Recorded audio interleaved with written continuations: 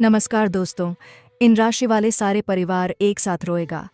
यह सुनकर सांस अटक जाएगी। सबसे बड़ा तूफान आएगा। आज मैं एक ऐसी बात कहने आया हूं जो तुम्हारे दिल की गहराई में उतर जाएगी, तुम्हारी रूह को छू करके निकलेगी। अगर तुम सच में अपनी किस्मत को समझना चाहते हो, आने वाले खतरे से बचना चाहते हो और अपनी जिंदगी को रोशनी से भरना चाहते हो, तो मेरी बात को ध्यान से सुनना। अगर आप मेरे चैनल पर पहली बार आए तो सब्सक्राइब ज़रूर कर ले और कमेंट बॉक्स में जय बाबा भोलेनाथ का जयकारा लगा दे। और है इस वक्त सब कुछ छोड़कर एकांत में बैठ जाओ। खिड़की दरवाजे बंद कर लो, फ़ोन की आवाज़ धीमी कर लो और जो बात मैं कहने जा रहा हूँ उसे कानों से नहीं दिल से सुन लो। आज मैं कोई ज्योतिष की सिर्फ गणना नहीं बताने आया हूँ, उसके साथ साथ मैं तुम्हें उस ब्रह्मांडीय सत्य से भी परिचित कराने आया हूँ जो तुम्हारे अगले 48 घंटों को नहीं बल्कि तुम्हारी पूरी जिंदगी को तय करने वाली है।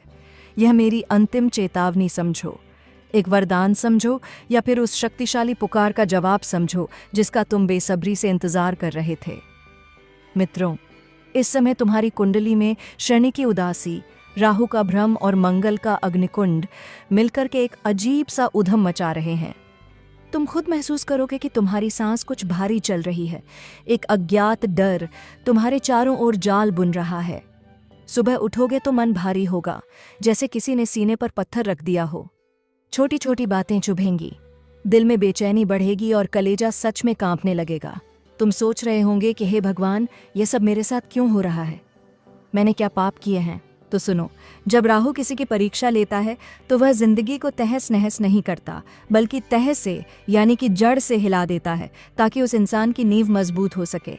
यह डर बाहर नहीं, तुम्हारे अंदर है। यह डर इस बात का डर है कि जिन खुशियों को तुमने खून पसीना बहाकर कमाया है वह कहीं तुमसे दूर ना चली जाए।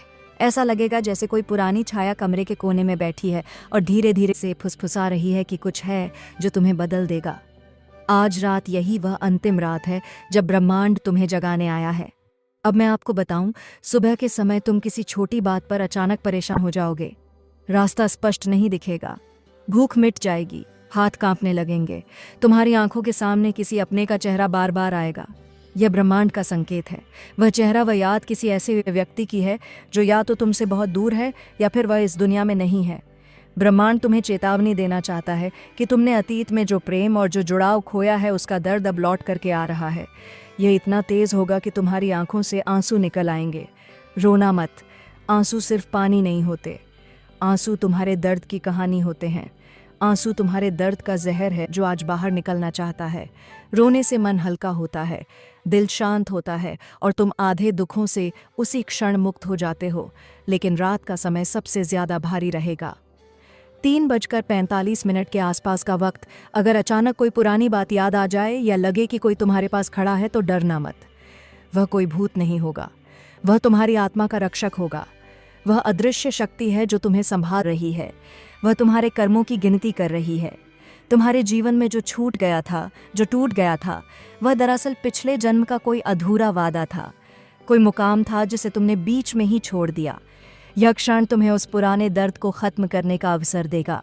जीवन की दिशा बदलने वाली है।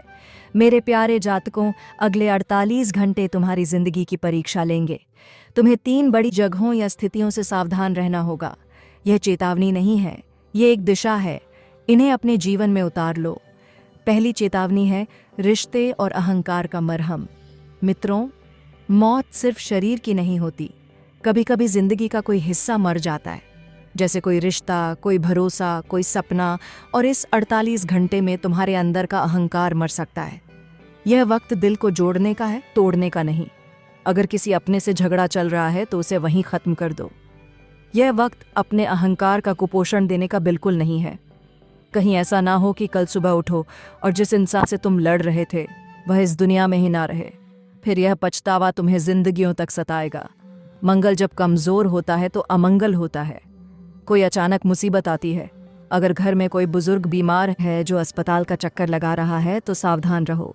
खुद को लोगों के साथ अच्छे तरीके से पेश आओ, शांति से रहो। किसी से पुरानी बात को लेकर के झगड़ा मत करो, क्योंकि यह झगड़ा तुम्हारे वर्तमान से नहीं बल्कि तुम्हारे भाग्य से होगा। यह राहु की छाया है जो पुराना गुस्सा है, दबा हुआ है, दर्द है, बाहर निकाल दो, संभल जाओ। दूसरी चेतावनी है यात्राएं और अनियंत्रित गति। जो लोग सफ़र पर जा रहे हैं या किसी काम से घर से बाहर निकल रहे हैं तो ज़रा संभल कर रहना। सड़कें कभी कभी मौत का रास्ता बन जाती है।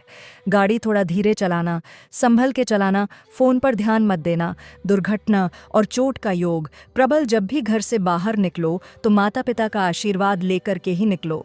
लड़ाई झगड़ा करके या खिचखिचाहट में कभी मत निकलो, या बहुत ज़्यादा आप गुस्से में मत निकलो। तुम्हारे अंदर का असंतोष बाहर की मुसीबत को खींच लाएगा। अगर तुम अकेले हो और नींद नहीं आ रही है तो डरना मत। ब्रह्मांड तुम्हें जगाकर कुछ सिखाना चाहता है। शांत होकर के बैठो और सोचो, अगर कल सुबह मैं नहीं उठा तो क्या मेरी कोई अधूरी बात रह जाएगी? अगर जवाब हाँ है तो आज ही कह दो। कल का इंतज़ार मत करो, जिंदगी का कोई भरोसा नहीं।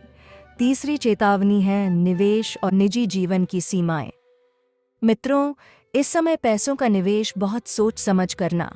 वक्त बहुत खराब चल रहा है।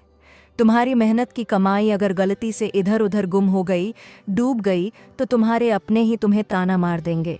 मन दुखित हो जाएगा। लोग कहेंगे, यार इसने तो पैसे डूबा दिए, ये तो मूर्ख है।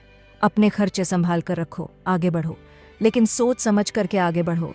और सबसे ज़रूरी बात तो ये है कि निजी ज़िंदगी में किसी को भी ज़्यादा दखल अंदाजी करने का मौका मत दो। तुम्हारा परिवार, तुम्हारे पतित की आपस की बातें किसी को नहीं बतानी है, शेयर नहीं करना है, गुप्त रखना है। जब तुम अपनी निजी बातें बाहर बताते हो तो ग्रहों की नकारात्मकता उन बातों पर हावी हो जाती है। तुम्हारी कमजोरियां दूसरों का हथियार बन जाती हैं।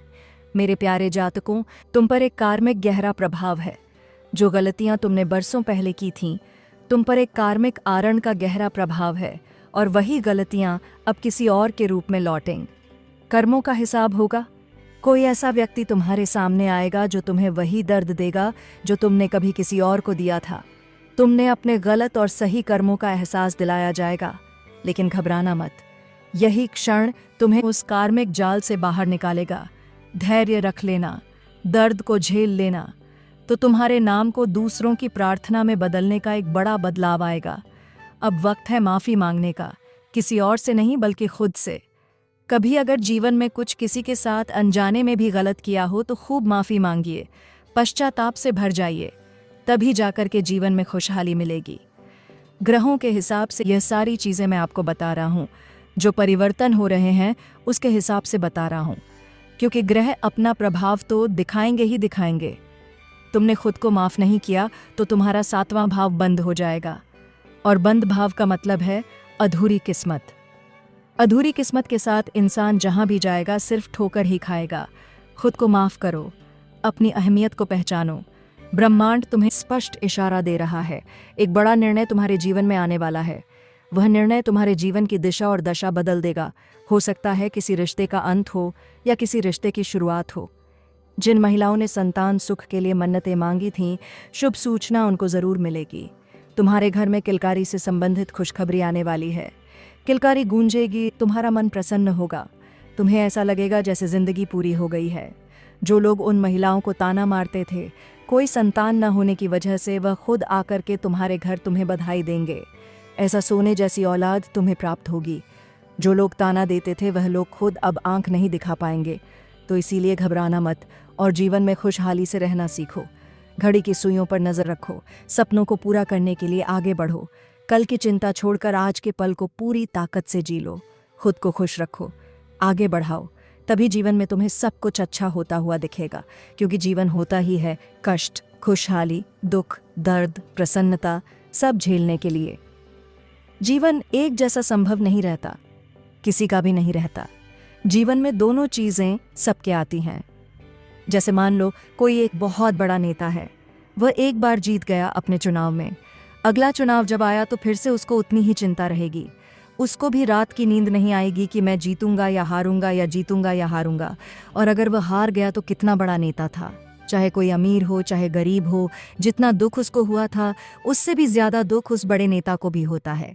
ऐसे ही कोई अगर मान लो बहुत बड़ा व्यापारी है, कोई नया व्यापार उसने शुरू किया है, तो उसकी भी जो यह हृदय है वह पूरी तरह से धक धक करता रहता है, क्योंकि उसको भी जीवन में नहीं पता कि क्या होने वाला है, शुभ होगा या अशुभ होगा या कैसे होगा। क्योंकि यह सिर्फ एक ज्योतिषीय सवाल नहीं है, यह आत्मा की पुकार होती है जो सबको झेलनी पड़ती है, सबको मिलती है। जीवन में एक जैसा किसी के नहीं रहता। तो ये सोच करके मत दुखी होना कि आज आपके जीवन में कष्ट है या आज आपके जीवन में कोई आपकी सुन नहीं रहा है, कोई आपका साथ ही नहीं है। ये परिस्थितियां सबके जीवन में बदलती हैं, तो इसलिए परेशान होने की तो बिल्कुल ज़रूरत नहीं है, क्योंकि जितना ज़्यादा परेशान रहोगे उतना ही ज़्यादा आप अपने लक्ष्य से भटकते जाओगे। तो परेशान होने का कोई सवाल नहीं है। परेशान होना भूल जाओ, परेशान नहीं होना है, किसी भी वजह से परेशान नहीं रहना है। अपने आप पर हमेशा भरोसा रखना, क्योंकि ग्रहों की स्थितियां ऐसी हैं कि शनिदेव जी महाराज अब आपकी राशि पर प्रसन्न हो रहे हैं। तो अब जबकि यह साल जा रहा है और नया साल आएगा, आपके जीवन में ऐसी ऐसी खुशियां लाएगा कि आप खुद नहीं सोच पाएंगे, आप फूले नहीं समाएंगे। ऐसी ऐसी खुशखबरी आपको मिलेगी। आप अपने जीवन में वह मुकाम हासिल करेंगे जो आप कभी हासिल करना चाहते थे और अब तो उसका सपना भी छोड़ दिया था, यह मान करके कि अब ये हमारे बस की बात नहीं है, अब ये हमसे नहीं हो पाएगा, क्योंकि हमारे पास इतने संसाधन नहीं है, इतना रुपया पैसा नहीं है और इतने हमारे पास लोग नहीं हैं मदद करने के लिए कि हम उस बड़े लक्ष्य को पालें। लेकिन अब यह जाता हुआ साल और आने वाला साल, नया साल, तुम्हें वह सब कुछ देगा जो तुमने कभी सपने में सोचा था। बस कुछ बातें हैं जो तुम्हें अपनानी हैं। ये बातें मान लेना मेरी। अपने घर को साफ सफाई से रखना शुरू करो। कोई भी पुरानी टूटी फूटी चीज़ें हैं जो काम की नहीं हैं, उनका लालच छोड़ के उनको घर से बाहर निकालो, उनको बाहर कर दो। घर में मत रखो, चाहे वह पुराने इलेक्ट्रॉनिक के सामान हो, चाहे टूटी हुई घड़ी हो, चाहे बहुत पुराने कपड़े हो, चाहे टूटे फूटे फर्नीचर हो, पुराने कॉपी किताब हो। जो किताबें हैं, ज़रूरत की हैं, उनको मत बाहर निकालिए। लेकिन जैसे बच्चों ने पढ़ाई की, उनकी पुरानी कॉपियाँ हैं, वह पड़ी हुई हैं घर में, उनको भी बाहर कर दीजिए। रद्दी है, पेपर है, ये सब चीज़ें पड़ा हुआ है, इनको बाहर कीजिए, क्योंकि ये चीज़ें जब तक घर में रहती हैं, ये नकारात्मकता को आकर्षित करती रहती है। और नकारात्मकता जिस घर में आती रहती है, वहाँ पर खुशहाली तो हो ही नहीं सकती। खुशहाली का कोई वहाँ नाम ही नहीं है। लोगों के दिमाग में जहर घुलेगा, वह एक दूसरे से लड़ाई करेंगे, एक दूसरे से बोलना पसंद नहीं करेंगे, एक दूसरे से बोलेंगे तो क्रोध में बोलेंगे, आपस में लड़ाई झगड़ा करने लगेंगे।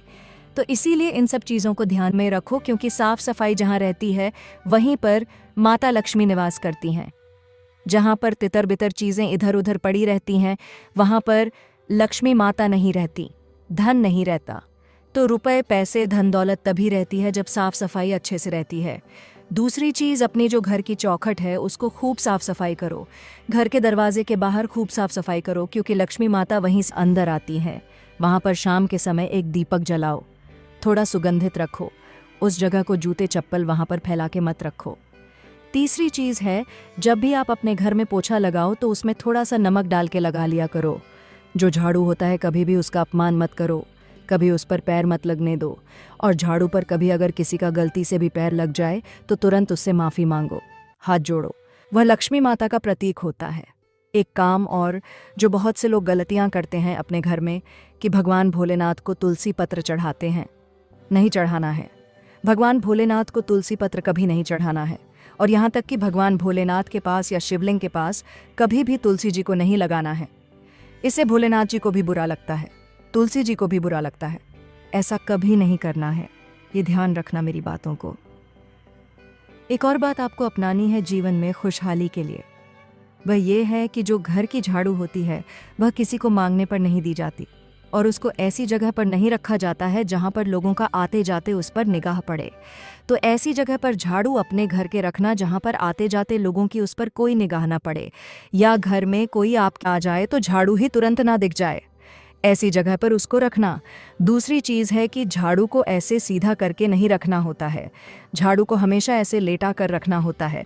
इससे लक्ष्मी माता प्रसन्न होती हैं।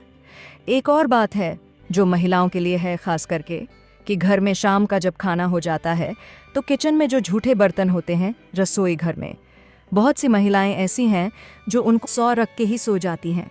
ऐसा नहीं करना है। रोज़ खाने के बाद 2-4-5 मिनट की बात होती है, थोड़ी तकलीफ सही, लेकिन उनको साफ करके ही फिर आपको अपना आसन लेना है।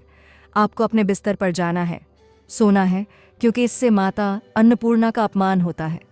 अगर झूठे बर्तन पड़े रहते हैं और जहाँ पर माता अन्नपूर्णा का अपमान होता है, लक्ष्मी जी कभी निवास नहीं करती, तो आपके घर में फिर कंगाली आती जाएगी। जिस भी घर में बर्तन तितर बितर या फिर झूठे ऐसे पड़े रहते हैं, रात भर वह पड़े रहते हैं, वहाँ पर कभी भी लक्ष्मी माता नहीं टिकती हैं। ये बात बिल्कुल निश्चित है और ये आप भी अपने आसपास अंदाज करके देख सकते हैं। तो ये सारी चीज़ें आपको अपने जीवन में आगे बढ़ने के लिए अपनानी पड़ेंगी और अगर आप इनको अपना लिया तो आप खुद से महसूस करेंगे कि आपके जीवन में ऐसी तरक्की होने लगी है कि जैसा आपने सोचा भी नहीं था।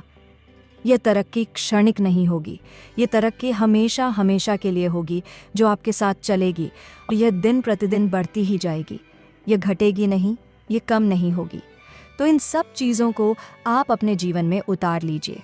अगर आप मेरी बातें मानना शुरू कर देंगे तो कुछ दिनों के अंदर खुद ही आप अपने जीवन में परिवर्तन देखना भी शुरू कर देंगे।